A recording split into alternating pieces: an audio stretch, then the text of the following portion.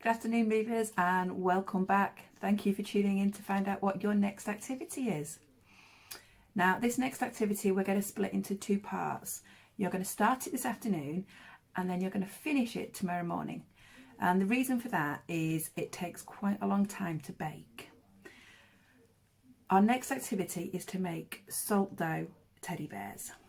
Now, in true Blue Peter style, here's one I made earlier, and you'll get to see a time-lapse video of how I've made this after I finish talking to you. So what you're going to do now is you're going to make your salt dough, you're going to shape your bear, and then you're going to bake him.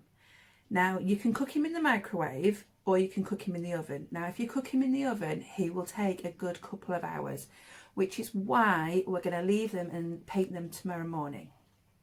Okay, good luck, have fun, and I would love to see the pictures of your works in progress and then your finished bears in the morning.